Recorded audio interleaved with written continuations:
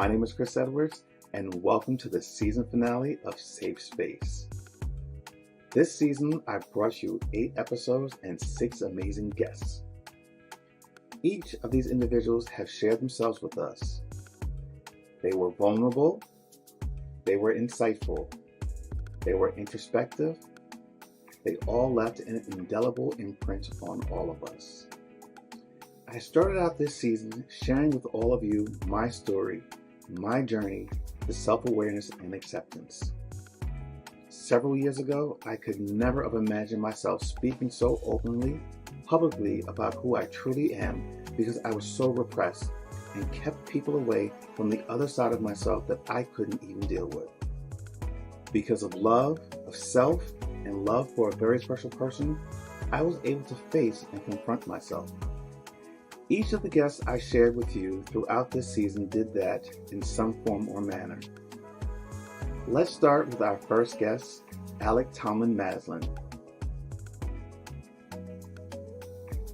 He shared with us his story and how he faced challenges in his home country of Jamaica, knowing that he was gay from a young age, but fearful because of the Jamaican culture. He shared his struggle with allowing his best friend to know who he truly was. He allowed us to hear how he found community while still living in Jamaica and how he ultimately found love during a global pandemic. Alec has come out on the other side a much stronger individual and now uses his voice to bring awareness to our community. He and his husband have a weekly vlog on YouTube that chronicles their love story, their challenges, and their marriage. If you haven't seen this episode, please go and give it a watch. You'll feel inspired and uplifted. I mean, whenever somebody asks that question, it's always like, where do I start from? You know? Yeah. Because I feel like the story has so many layers, and I can't even say chapters. It has volumes. Well, you know what? Let's start with volume 1. Okay. I mean, for me, I feel like for many other people, I've known for as long as I can remember that there was something that was a little bit different about me. I can take it as far back as 9, 10, where it is that I actually question things. And I think in my older age, looking back now, I can probably even see patterns earlier than that, where, you know, I could have possibly seen that I'm one of those people who was born gay.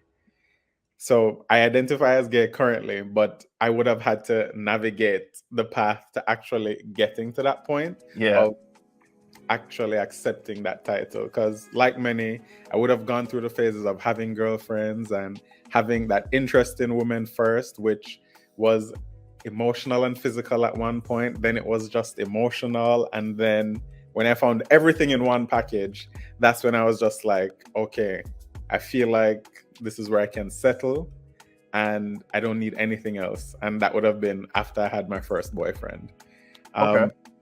I think that was at the age of 17 that I had my first boyfriend. So I think at that point, I can say I was comfortable in personally accepting what my sexuality was. Okay.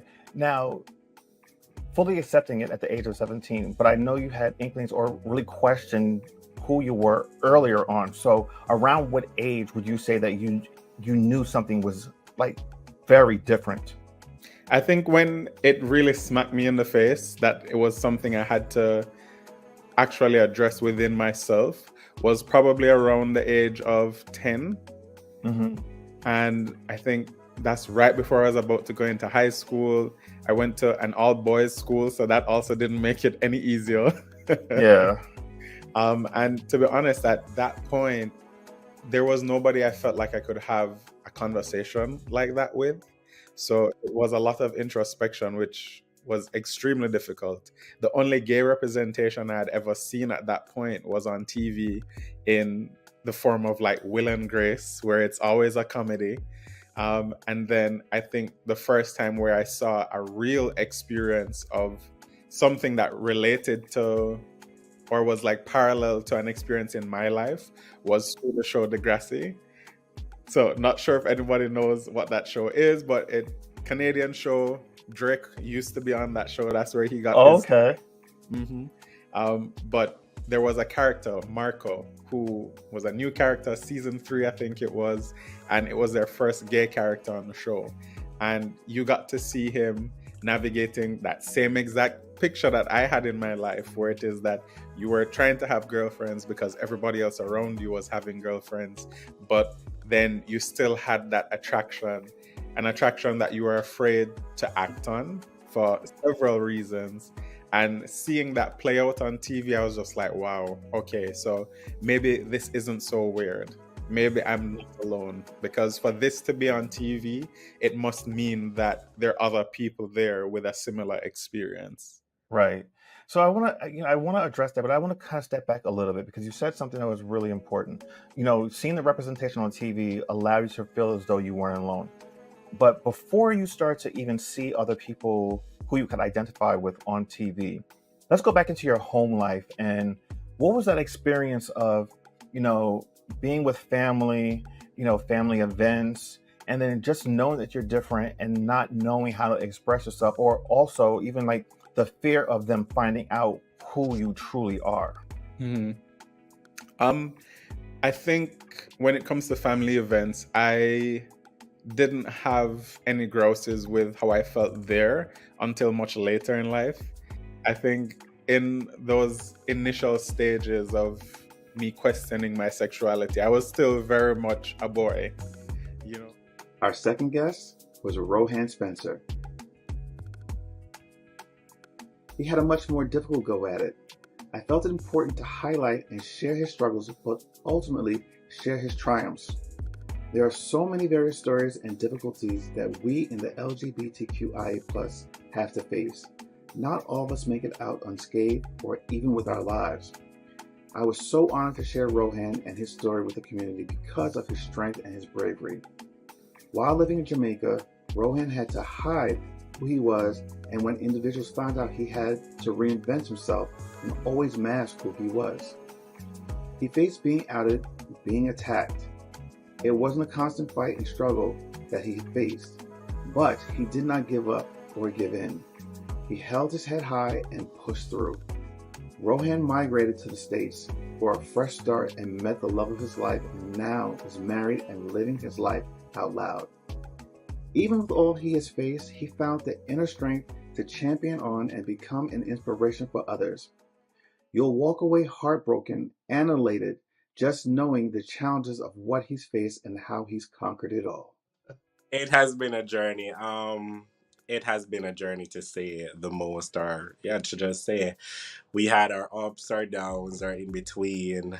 Still battling some of those war scars from that journey, but I'm here. I'm giving God thanks, and I am happy than I've ever been in my life. To be honest.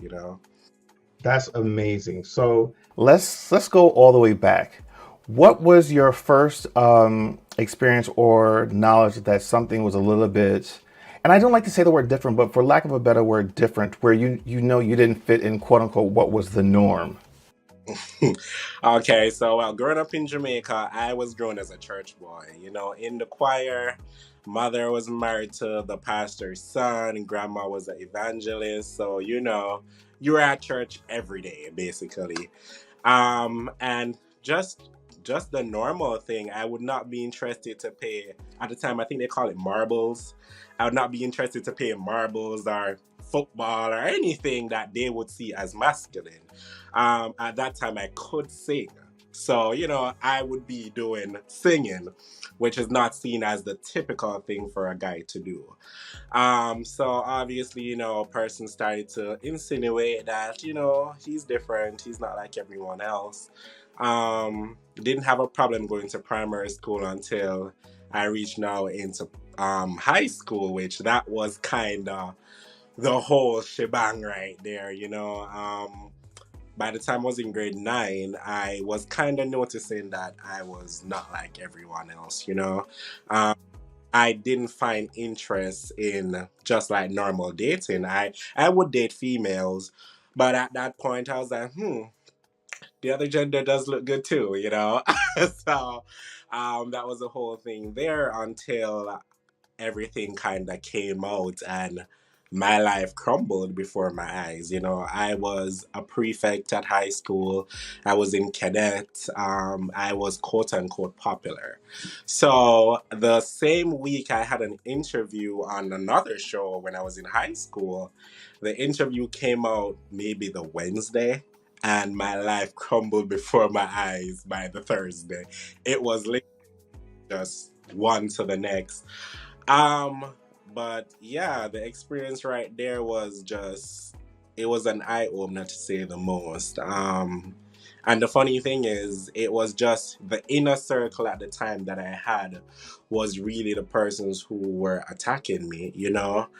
Um, yeah, it was something to deal with. Like, my mom had to get police officers taking me to and from school because she did not know what the reason was. Like, my grandma knew because I lived with my grandma, and we kind of made a decision because my mom lived in the States. We made a decision that, okay, we are gonna kind of keep this thing between both of us, because my mother is a Christian, my grandma is a Christian too, but my grandma was more open. So I was like, okay, I have to protect you first. That is, my mother, on the other hand, was more of lead by faith. And yeah, I remember when I was in school the day, and it was like something on social media came out with my name, and it was done by a friend, which was very hurtful at the point. Um, but just a simple picture, it wasn't even that expressive, and it just blew up. Like, persons had guns, knives, the whole shebang. I couldn't. Up next, I had the privilege of sitting down with one of my good friends, Rex, and had him share with everyone his journey. Reginald and I both went through a similar experience of allowing others to see who we were truly during the beginning of the pandemic. I felt it was necessary for him to share his story because of his unique circumstances. Prior to finding his soulmate and husband, he was previously married and raised twin girls. Both his daughters are now grown and are beautiful women who support and love their fathers. Reginald was raised with deep Southern roots and hid who he truly was because of fear of being shunned like most highly closeted men. But ultimately, love always wins. Reginald now uses his voice in academia and through photography to shed a light on the community and fat bodies. His words, not mine. All the things that he thought were his weakness have become his superpower. He's outspoken and open and proud of who he has become and continues to become. Please take some time to watch this heartwarming episode. I'm good. Thanks for having me. You look amazing. I love the red shirt, my friend. Well, we do what we can. Yes. So, you're getting your PhD. You're a PhD candidate, and you're at Howard University, and you are actually your focus of study is Black fat gay bodies in fiction, with a special interest in Caribbean and Black British literature. Okay, let's just kind of break that down a little bit, and then also, how did you get into that field of study? By being black, fat, and gay, child. It's funny. I say that flippantly, but it's really true. I think one of the things that you learn early on as a researcher is to focus on things that interest you. And a lot of times that is centered around your lived experiences, or maybe if you have or are a part of a community that has a marginalized identity, I think it can really thrust you into a specific field of interest. And I think it was at the top of my mind when I started my PhD journey, just because a lot of the things that we study, that I have studied along the way for my first couple of degrees, like, it just didn't ever center people who looked or felt like me. Or so I just wonder, like, with the wide reading that I've done in this particular genre, like, where are the people like me? And so and when they are there, it's kind of not in their full capacity. So I think it gave me like the desire to kind of search more, find out more, kind of try to think through critically why that, the landscape of identities looked the way that it did. Okay. Now, one of the things that because we had this conversation, it's ongoing conversation. And we actually had a conversation the day before this recording, in regards to all right, you're not of Caribbean descent, Right. Or heritage, but you have like that Southern background, which has a lot of ties to Caribbean roots. So, talk about the connection between those two and how they parallel one another. Oh, okay. So both sides of my family are from Louisiana, and people, when you say Louisiana, you automatically think about the very wide variety of Black people that you get in the American South, and people from Louisiana can be a variety of shades, a variety of ethnicities, even when they identify as being African American, right? And so, because of the way that the trajectory of the South experienced colonization and settlement and being ruled, specifically Louisiana being ruled under multiple countries, it created a kind of well-known process that is very highly spoken about in the Caribbean called creolization. And the theory of creolization is to really thinking about the mixtures of foundational institutions and cultures, how they come together to form a unique identity. And Louisiana, specifically in the South, is kind of a place where you see that happen most often. And so, because I've grown up with that sort of culture and that sort of understanding of things not having to fit neatly into categories or boxes, it really appealed to me when I began to encounter Caribbean fiction. And so when you add Black British to that, it's really a lot of the same thing, because when you think about the people who inhabit Britain and identify with Black identities, they also will have other identities, whether that be West African or Trinidadian or Jamaican or any Caribbean, South American, other than identifying as solely European. Okay. So, in your studies, especially over the last several years being in this PhD program, can you talk specifically in regards to Caribbean culture and, what your research has entailed in that respect? It's really been a challenge, and I'm going to tell you why. It's a challenge because even in this day and age, I don't think that a lot of Caribbean cultures are really big about speaking publicly about LGBT identities. And so what I found is when you see characters in fiction or when you read about it in nonfiction publications, people who are well known to be LGBT never really discuss it in their work. I don't know if they feel like that part of their life is irrelevant to their existence or their experience. I don't really understand how it could be, but that's sort of the dynamic that you see in those writings. And so what I found is it's a real challenge to kind of access LGBT identities in general, not to mention thinking about how LGBT identities of fat people would be represented in that space as well. And so it's really created sort of this gap in academic research, as well as just in culture in general, to be able to really explore those people's lives and how they show up in that culture. Next, I shared the screen with my buddy and co-host Ron Foster. Over the last several years, Ron and I have cemented such a great friendship, and we've shared a lot of personal insights and held each other accountable for work and in life. Ron is a very private person. Even though he does a daily show on YouTube and Instagram, inspiring others and sharing on social media, he's very private. Many people might not know or might not have known this side of Ron, but his willingness to share and share publicly was admirable. He said, "If I can help just one person by telling my story, I want to do it." Ron spoke during his episode about his faith and how it shaped him and how it allowed him to accept who he was. God created him and knows who he is and loves him, and that gave him the courage to know who he was and to love himself for who he truly is.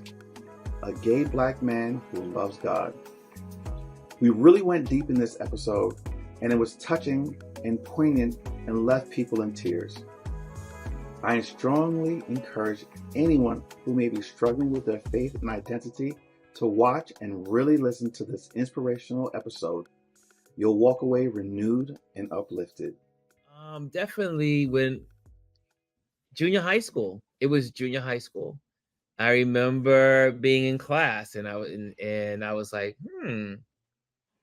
okay. And I started to notice people. I started to notice the dudes in school. I started to notice the girls in school. I started to notice a lot. I just started to, my antenna, my awareness, that's the best word, my awareness of the world around me, it's like a switch turned on. And that's when I began to observe people, the girls, the guys, my friendships, the people in class, people in the schoolyard, people in the lunchroom. The world just started to come alive. Now, when you say, you started to experience those things and the world started to come alive, what did that really mean to you? Like, did you know what it meant? Let's No. just, well, so here's the thing. Let's go back and let's start with some identification. Like, how would you say you identify yourself? I was just a kid. I didn't have an identification. When I was 14 well, years not so much then, but how do you identify now? And then we'll go back and then talk about that journey of identification throughout the years. Oh, now it's just I'm a gay black man here in New York, Okay. Living my life. Okay. And one who believes in God and believes in I believe in what do I say? I believe in my truth. I believe in who I am. I believe in how I was created. I remember when I was younger, I hated myself. I felt like if I could just take a tablet or a pill, I could change myself. That was like, it was like I hated being in my skin because I knew, although I had a girlfriend and I loved my girlfriend, and I really thought I was going to settle down with my girlfriend. I thought we were going to get married and live happily ever after. And but it didn't work out that way. And it is, like I said, I'm what they consider a late bloomer. Most of my friends or most people I know, the people I came in contact with over the years, they knew their identity when they were kids, and they came to their families. The cat family either rejected them or accepted them. I didn't either. I kind of just lived my life, and I dated women. I, didn't date guys until I was later on in life, to 37, 38. Wow. So my life was totally different because I was raised in church. So there's certain things that you were taught that was supposed to be proper, the things to do, the life you should have, the life you should be. And not that you set out in life to live for others, but growing up is almost these requirements to fit into your society. You had to be a certain way or live a certain way, talk a certain way, think a certain way. And but yeah, I remember those days. And then I remember at 37, after a failed engagement, I was gonna get married, and thank God that situation did not work out. I mean, it was a horror. It was a horror in itself. But what it did was it allowed me to rethink life and to rethink who I was and what was my purpose in life, what was I doing in life, and I used to hike every weekend. I used to go up to the mountains and hike and rock climb and all that good stuff, especially in an area here in New York called Breakneck Ridge. And I will never forget hiking in Breakneck Ridge and climbing that mountain. And for those that don't know, Breakneck Ridge is the height of the Empire State Building. and it's a literal vertical climb up as you climb up this mountain. And I'll never forget sitting on the edge of this cliff, like 2/3 up. And I remember looking out at the Hudson River and looking upstate and looking at the beauty of upstate and looking downriver and seeing the tops of the city buildings. And I grew up in church, so I remember some scriptures and stuff. And one of the things that came out with that was really sound in my mind. And I say, it was like a little voice. If God loved you before you knew him, how much more does he love you now that you know him? It's like, so it's like you live your life kind of like when you were growing up, you don't really know God, like you grow into this knowledge. But once you mature, you realize you don't know too much of anything. Yeah. But what you do know is if the scripture is right and people are saying the right thing, that God loves you no matter what, then you begin to say, let me turn on my thinking cap here. Next, we met Josie Pickens. This was only our second time meeting, and I just loved her effervescent energy. The zest for life and her embrace for all things were apparent. Her existence is all about energy and vibe. Josie shared how she grew up in a loving and open environment in which she was allowed to blossom and be who she was. Not everything was a picture perfect, but she was more fortunate than others. Josie has always showed up in the world as she was, but not necessarily public. She acknowledges her privilege as a beautiful Black woman and being able to explore her sexuality without criticism. We as a society are more open to women exploring their sexuality. Within the last several years, Josie has publicly acknowledged her current partner and relationship and shows it's okay to love who you love without fear of reservation. She's an advocate for the community, in addition to being an organizer, professor, and writer. Josie is a breath of fresh air and a soul to watch.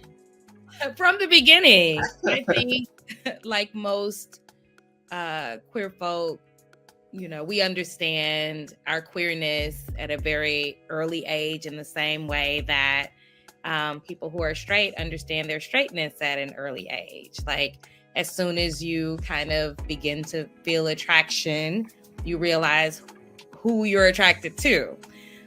So my queerness, I think, is something that has always been present. I think I started to have more deep questions about it as I moved into like my teenage years and my young adult years and had those experimentations. I think that I realized very early that in the same way I was attracted to many different types of people, I consider myself to be sexually fluid or pansexual. So, for me, it's about energy. It's about vibe. I can have attraction and connection with anybody, regardless of how they show up.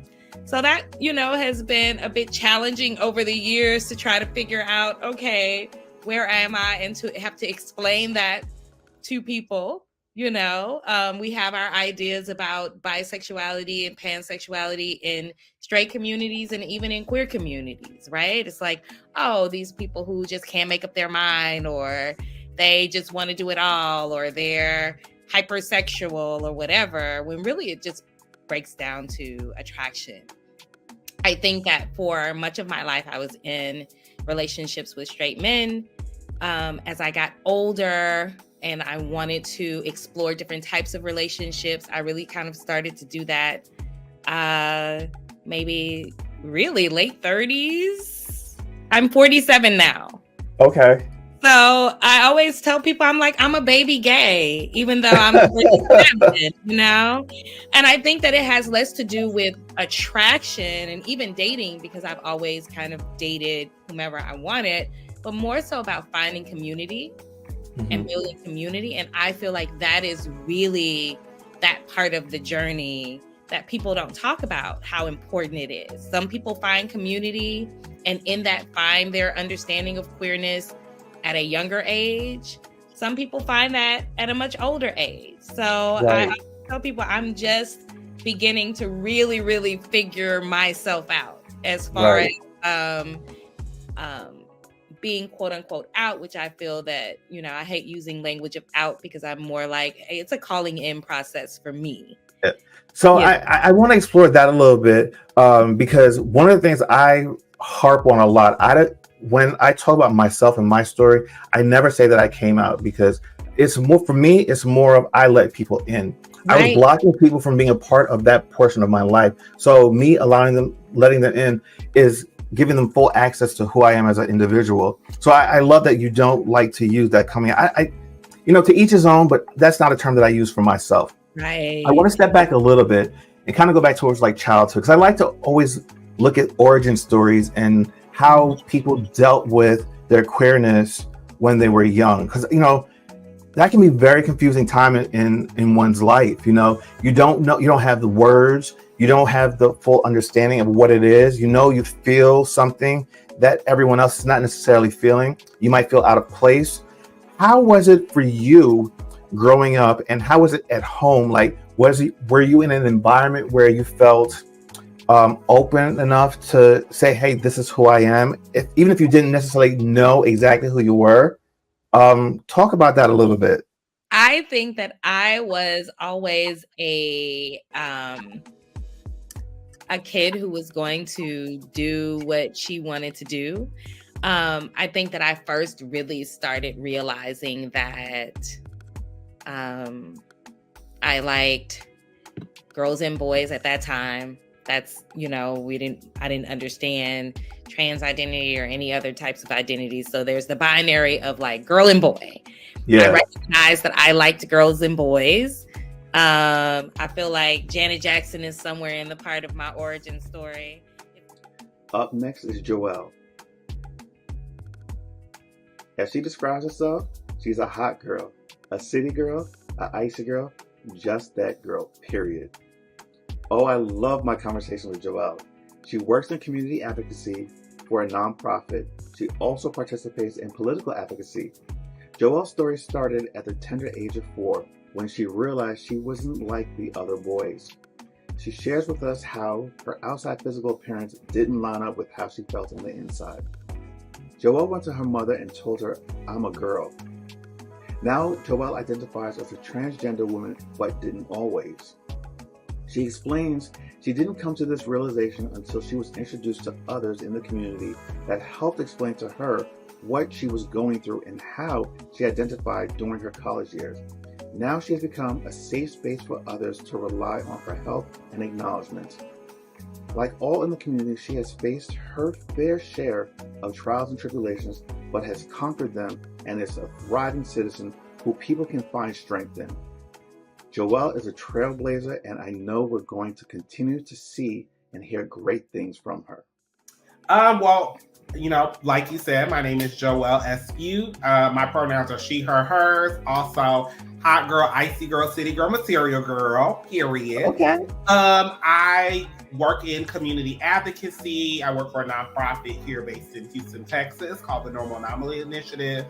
But outside of nonprofit and the community advocacy work that I do, I engage in political advocacy and movement work. Also, I'm a thrift shopper. I love to roller skate. I'm a plant mom. I love to travel. I love live music. So I love all the things. I love anything that's like a good vibe and that makes you feel good. Those are the things I really enjoy.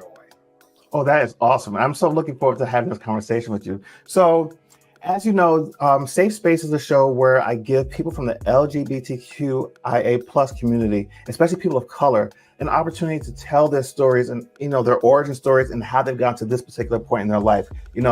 We have journeys and we've got stories to tell, and I want people to be able to hear those stories. And having you on shows another side of the community. So let's go all the way back. Us in the community, we always know that we're a little bit different. We stand out a little bit. And, for everyone, that happens at a different point in their life. For you, when did that reality set in? When did you know that you were a little bit different than everyone else? So it's interesting, and I tell this story, and people, it you know, and sometimes it even shocks me every so often. But I actually knew that my physical self and how I felt on the inside weren't aligned. I actually knew this when I was as young as 4. So when I was like 4 or 5, I told my mom, I was like, "Mom, I'm a girl," and you know, I feel like I didn't have the language for it. And I mean, this was in the, this was in the late 80s, like, early 90s. I come from a Black family. My mother's from the Midwest. My dad is Jamaican. And so there wasn't language for it, but I knew that I felt different. Like I was like, something is different. And, at that time, my parents were going through a very tumultuous divorce. We were moving across country. We were residing in Virginia, but we were moving to St. Louis to be with my mom's side of the family. And so with all of that kind of turmoil, I wasn't able to really delve into those feelings. I kind of suppressed them, but I always knew. I always knew that I really was a lot more femme identifying. But I think that it was more than just wanting to dress feminine. I felt this feeling in my gut and in my spirit that I was different, and that the way that society wanted to condition me to be, the way that my family wanted to condition me to be, that was not happening, because I wasn't feeling it at all. And I was very vocal about it too. Okay. So let me ask you this. You said you came to your parents, your mother, at the age of 4. You said, "I'm a girl." What was the reaction like? Because it's one thing to say, to know that you're either gay, but to also know that you are in the wrong body. What was that conversation like? Oh gosh, she just started bawling. She was crying. My dad, because I also said it, and it said it to my father, my biological father, which they were working through their separation and divorce. And so there was all these things going on, and she was just crying. And so I think they chalked it up to the stress of the divorce. They knew that I was more feminine. But they, like many parents, I think that they thought that it was just a phase. They thought that once things settled after the divorce, that, I would kind of just, all the feelings would work itself out. My mother bawled. I mean, she was crying so hard when I said it. And I mean, that wasn't the first time that I said anything like that, but I think I wasn't able to, because of having to move and having to relocate and essentially start over, I really wasn't able to revisit or delve into those feelings well into my teens. This season, I shared with you the letters of the rainbow. I hope that each of the individuals have touched you in some way. If you haven't seen them yet, please go and watch. You won't be disappointed. All my guests have left such positive impressions on me, and I hope they've done the same for you. This project, this show, these conversations have been a true labor of love for me. I've grown immensely and become more enlightened due to all the beautiful stories that I was privileged to share with you. As I begin to record season 2, I take the lives of all that have shared with me with a deeper passion to help tell the stories of others. Our stories are necessary and are deserving to be heard and shared with the entire world. If nothing else, I want you all to walk away seeing yourselves, your humanity, in the stories of all my guests. So as I sign off, I say, be kind to others, take care of yourselves, and maintain a safe space. See you all in a few weeks for season 2. Goodbye, everybody.